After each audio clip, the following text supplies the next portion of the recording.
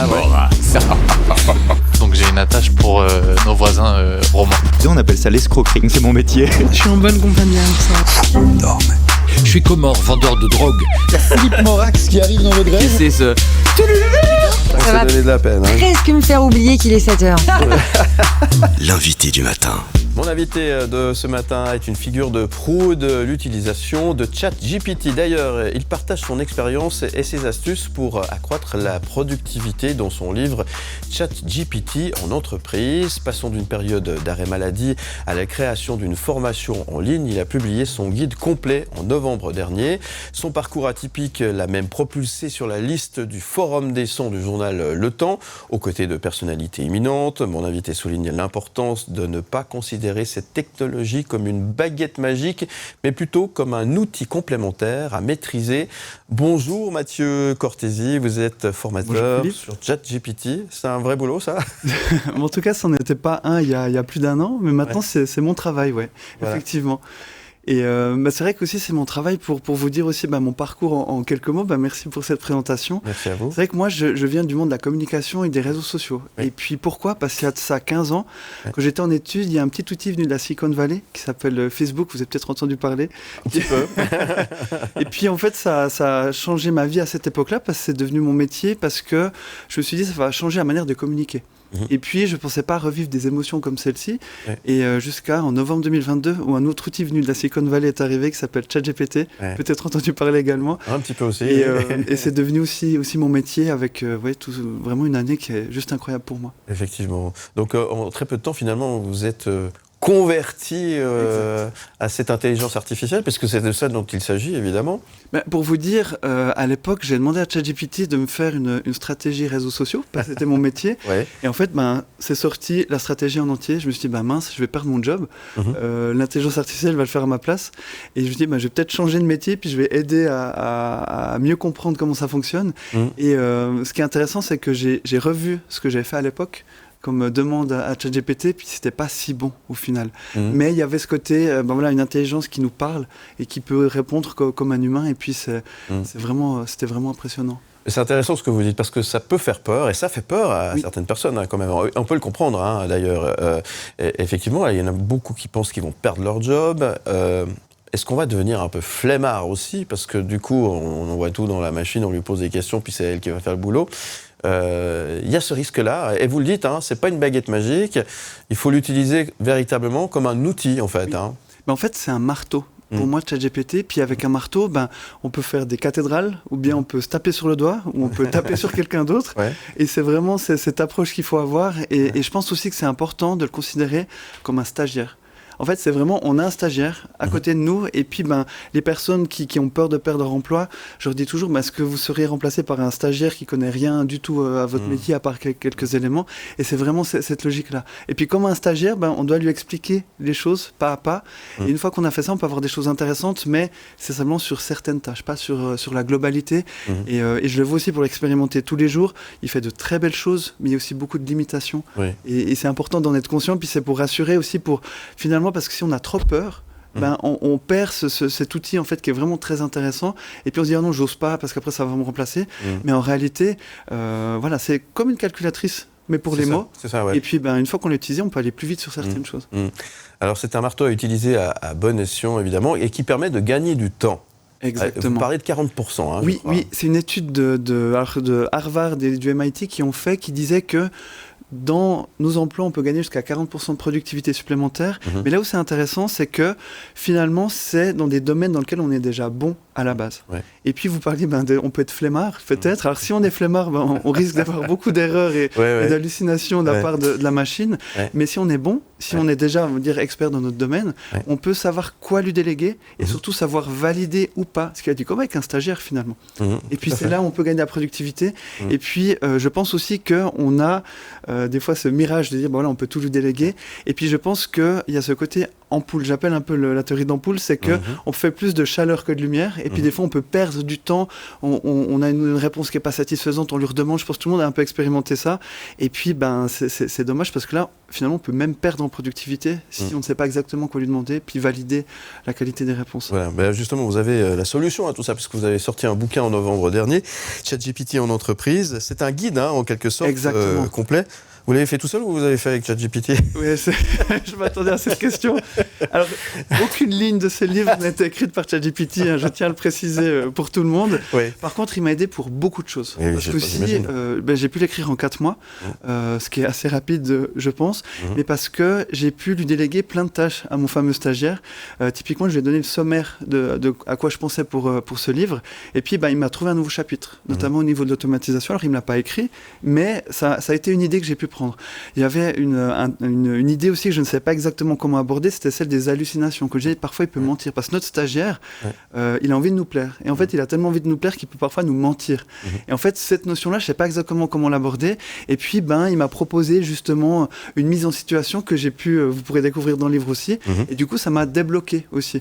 C'est ce côté, ça permet aussi ChatGPT d'avoir des étincelles, un peu comme une étincelle de dire tiens, j'ai pas d'idée, je sais pas, j'ai le syndrome de la page blanche, ça il peut nous aider pour ça. Et là, il m'a aidé pour beaucoup d'éléments, même si j'étais tenté, je vous l'avoue. Quand j'arrivais à la fin du manuscrit, il me reste encore 20 pages à écrire et quelques jours, je disais, peut-être je peux tout lui déléguer, mais ça marche pas parce qu'il manque le côté humain, en fait, de ça. Donc, en fait, il est là pour nous aider pour la mémoire, finalement, parce que c'est nous qui le nourrissons, en fait. Et c'est ça qu'il faut rappeler, finalement. Derrière, c'est l'humain, quand même. Oui. Et si on a un problème avec ChatGPT, c'est un problème humain, c'est pas autre chose. Exactement. En fait, c'est une machine, et il y a vraiment ce côté garbage in, garbage out. Donc, si on met des choses qui sont négatives dedans, on ressort pas grand-chose de positif. Et puis, c'est vraiment ce côté outil, des fois même deuxième cerveau, qu'on peut avoir autour de ça. Ouais, et c'est vrai que ça peut effectivement aider. Bon, l'intelligence artificielle, ici, nous, on l'utilise. Vous l'avez peut-être vu. Il y avait Jade, tout à l'heure, qui présentait la météo. Elle est là tous les jours. Elle présente la météo. Qu'est-ce que vous pensez de cette évolution technologique du moment ? Puisque... Et ça, c'est un autre sujet sur lequel on va revenir tout à l'heure. ChatGPT, il y a une année, on n'en parlait quasiment pas. Et là, maintenant, on en parle partout. Je confirme. L'intelligence artificielle, c'est incroyable. Là, nous, ça fait quelques mois qu'on a effectivement Jade. La seule chose qu'on n'a pas réussi à lui faire, c'est l'inscrire pour qu'elle aille faire un peu les boutiques pour se changer. Mais mis à part ça, c'est une technologie incroyable. Ça, c'est l'avenir, à votre avis ? Alors, clairement, en fait, là, je pense, on a vu, il s'est passé 1 an. C'est passé très vite, et on a essayé un peu de comprendre comment ça fonctionnait, on le comprend de mieux en mieux, et puis maintenant ce qu'on est, c'est vraiment les cas d'usage, les cas pratiques. Et je pense que c'est là, on parlait de productivité supplémentaire, votre exemple, je prends souvent aussi en formation, je trouve que c'est un excellent exemple de choses qu'on peut faire avec l'intelligence artificielle. Alors effectivement, il y a peut-être, on peut changer 2-3 fois les vêtements et autres, mais il y a un côté aussi de, maintenant, concrètement, il y avait un besoin. Et puis ce besoin, l'intelligence artificielle a pu le faire. C'est pas dire, du coup, ça vous a pas remplacé vous, Philippe, pas du tout. Et mais par contre, pour cette petite tâche-là, là, il y avait vraiment un remplacement avec l'intelligence artificielle, avec ses limites, on en est conscient. Et je pense que c'est important, puis je le vois aussi avec toutes les entreprises, toutes les personnes que j'accompagne. En fait, le but, c'est de trouver toujours des cas d'usage, des cas très concrets, très pratiques. Un exemple que j'aime bien citer aussi, c'est un cabinet d'ostéopathes que j'ai accompagné. Alors, c'est intéressant parce que déjà, ils m'ont demandé une formation, donc il y a un côté aussi intérêt pour tous les métiers. Et c'est donc des métiers, ils n'utilisent pas du tout l'ordinateur, ou pratiquement pas. Puis vous allez me dire, mais comment on peut trouver une application de ChatGPT sur l'ordinateur ? Et en fait, ce qu'on a vu ensemble, c'est que ce que font ces ostéopathes, ils font des diagnostics. Et dans le cas des diagnostics, ils peuvent mettre dans la machine aussi leurs premières idées. Et puis, ils ont toute une série d'exercices qu'on peut mettre en place. Et puis, ils ont nourri ChatGPT avec ces exercices. Puis, ça permet justement de les aider à mettre en place des exercices vraiment par rapport à un diagnostic précis.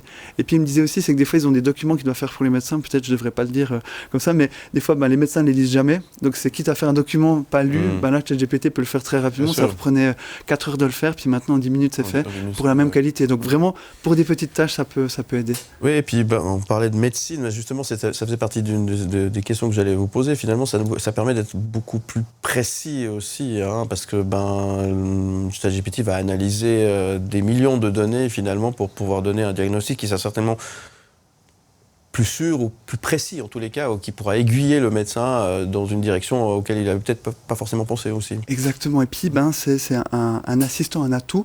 Et ce qui est intéressant, c'est que dans le livre, je cite justement le fait que des études montraient que des radiologues pouvaient être assistés par l'intelligence artificielle pour justement analyser des radios. Et en fait, à l'époque, et je dis ça à l'époque, alors c'était il y a un an, c'était bon, mais c'était un peu marginal, l'avantage par rapport au diagnostic.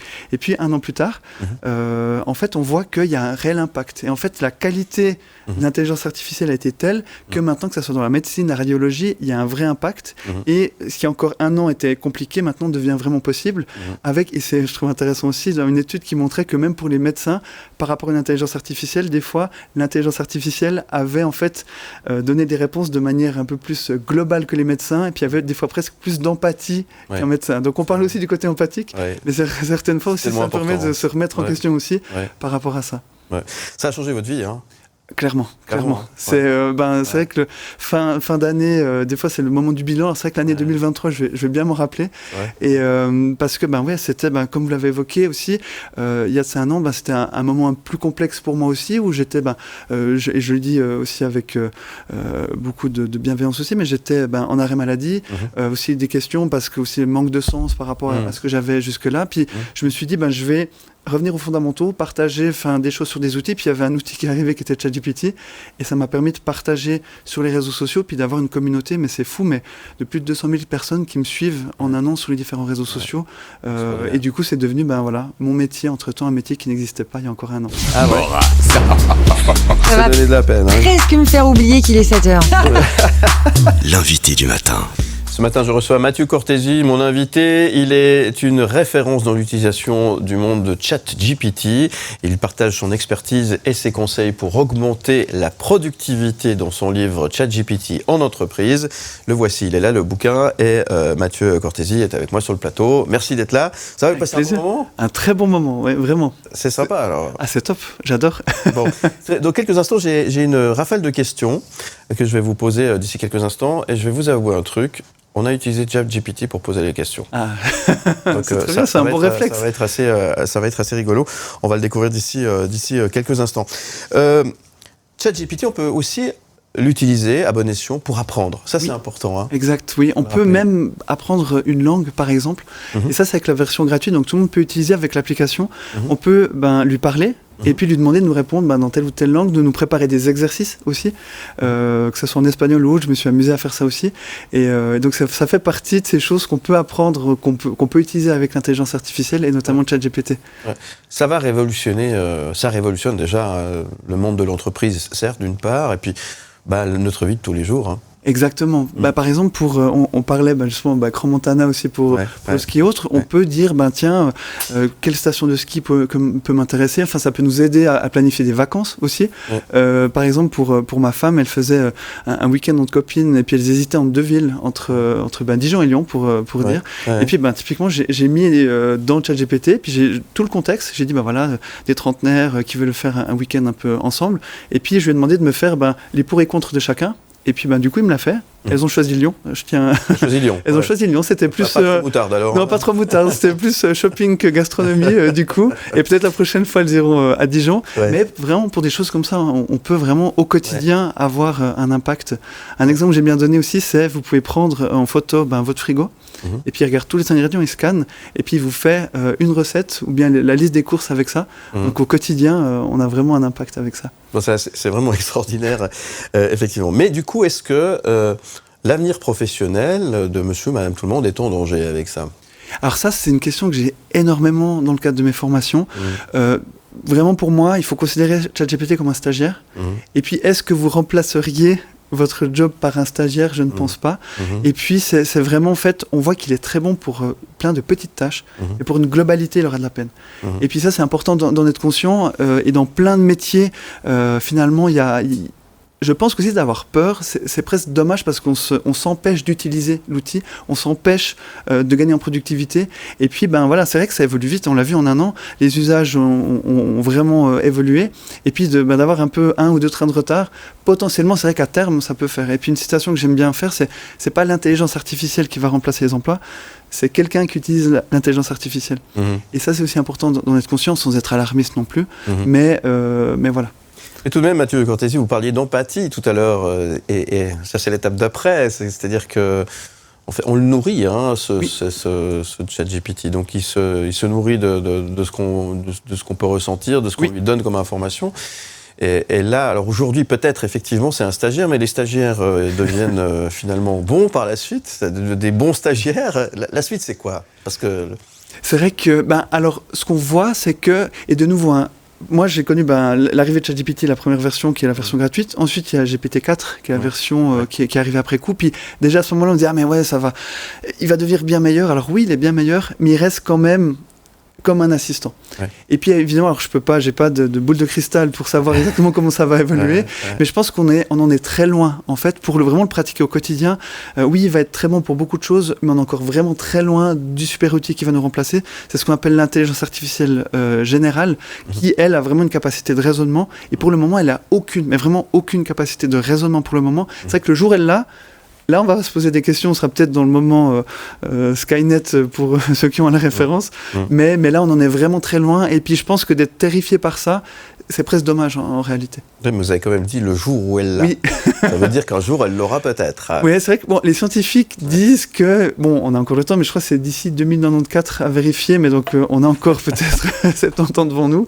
Ouais. Et aussi pour dire, moi aussi, mais je pense qu'on a tous connu à l'arrivée d'Internet, on a dit, ça va tout changer, l'arrivée de Google, l'arrivée des réseaux sociaux. Aussi, on disait, les médias vont peut-être disparaître, ou le papier va disparaître, les livres vont disparaître. Je pense qu'on est aussi dans ce côté, il y a beaucoup de fantasmes autour de ça. Ouais. Et puis, c'est important de se poser des questions. Les gouvernements doivent se poser des questions, les sociologues, les philosophes même. Mais au-delà de se poser des questions, dans le concret maintenant, on est encore loin de tout ça. Et puis voilà, plutôt en profiter que d'être terrifié par ça. Quelle est la question qui revient le plus quand on vous parle de ChatGPT, vous qui êtes un spécialiste ? C'est certainement quelque chose qui revient à chaque fois. Oui, c'est vrai, ce côté de ce que ça va nous remplacer, ça revient, je pense. C'est quand même une inquiétude. Oui, et puis je pense que ça touche, et ça je le vois aussi maintenant à la lumière de ces 1 an d'expérience depuis la sortie de ChatGPT, c'est que ça touche quelque chose en nous qu'on pensait pas, qu'on parlait tout le temps de science-fiction, Terminator et autres, de dire oui, ça sera lointain, et là ça se rapproche. Et vu que ça se rapproche, ça nous force à nous poser des questions sur qui on est, aussi en tant qu'humain, mais aussi qui on est en tant que professionnel. Et c'est vrai que est-ce qu'une machine va remplacer ? Et moi je pense, ma solution c'est de se dire soyons rassurés par rapport à ça. On a encore beaucoup d'avenir devant nous avec nos métiers, dans tous les métiers. Et puis, on a un nouvel outil, c'est ça, vraiment, c'est ce fameux marteau. On a un super marteau bionique qui peut nous aider. Utilisons-le, en fait. Au lieu d'avoir peur et de le laisser sur le côté, c'est plutôt dans cet esprit-là. Jolie métaphore. Quand on regarde la science-fiction, justement, les films de Kubrick, 2001, l'Odyssée de l'espace, et c'était un visionnaire, on n'est pas loin de ça, finalement. Oui, vraiment, on n'est pas loin, on le touche du doigt, puis il y a aussi ce côté, et comme j'avais aussi, la première fois que j'ai utilisé, je pense qu'on a tous cette expérience-là, de se dire, mais c'est fou, mais une machine me répond. Et en plus, il y a ce côté, si on lui dit, merci, on dit, de rien, il y a vraiment un côté, vraiment discuter avec une machine, et je me rappelle vraiment les premières fois, mais j'avais vraiment une discussion avec une sorte d'amis ou de collègues ou autre. Puis après, qu'on connaît un peu mieux les rouages, on se dit oui, en fait, c'est fin, puis comme vous le disiez, c'est basé sur des données humaines. Et d'ailleurs aussi, c'est un point que je voulais aussi partager avec vous, mais même des fois de faire des éléments en lien émotionnel avec la machine, typiquement de dire, je serais fier de toi si tu me donnes une bonne réponse, ou bien respire un coup, ça va aller. Concrètement, et c'est les scientifiques, des études scientifiques qui l'ont prouvé, ça a un impact sur la qualité des réponses. Donc il y a aussi ce côté vraiment émotionnel. Il faut bien traiter son stagiaire. Il faut bien traiter son stagiaire. Il y a aussi une technique, mais je n'ose pas utiliser, je vous l'avoue. Si on dit je te punirais si tu te donnes une mauvaise réponse, je me dis que si un jour il domine le monde, le fameux et si, il se rappellera peut-être que j'ai voulu le punir, donc je préfère être prudent avec ça. Très bien. Bien, alors je vous propose de passer à cette rafale de questions. Oui. C'est 1 minute de plein de questions qui vont arriver. Il faut essayer de répondre le plus rapidement possible. Vous êtes prêt à vous prêter à cet exercice ? Je suis prêt. Mathieu Cortési, attention, on y va ? C'est parti. C'est parti. Si ChatGPT était une créature mythique, serait-il plutôt un dragon bavard ou un elfe sarcastique? Ça peut être un dragon bavard. Qu'est-ce qui vous a rendu fier récemment? Je pense que c'est mon fils qui m'a dit qu'il était fier de moi. Et ça, je vous avoue, j'avais les larmes aux yeux quand il me l'a dit. Si ChatGPT était une pizza, ça serait laquelle de pizza? Je pense que ça serait la pizza Hawaï, avec l'ananas. Des fois, ça peut avoir des choses un peu spéciales.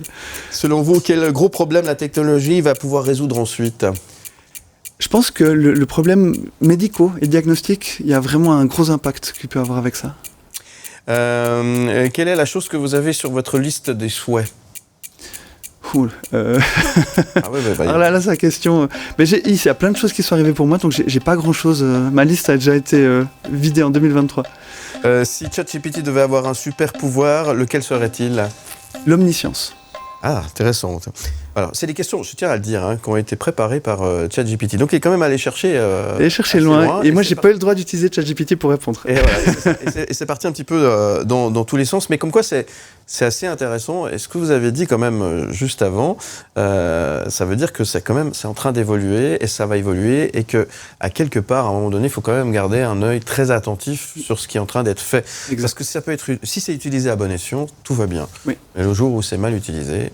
Ça pourrait vraiment être très inquiétant pour la suite. Merci Mathieu Cortési, c'était super intéressant. Il y a quand même quelque chose que j'aimerais savoir, et ça je vous pose la question à vous et pas de ChatGPT. Cette chanson pour vous de Coldplay, de Scientist, elle a une signification, racontez-nous. Oui, elle a une belle signification, parce que Hugo m'avait appelé pour me demander si je devais choisir une chanson. Ouais. Il y a de ça quelques mois, je m'étais dit si je devais garder une chanson, ça serait laquelle?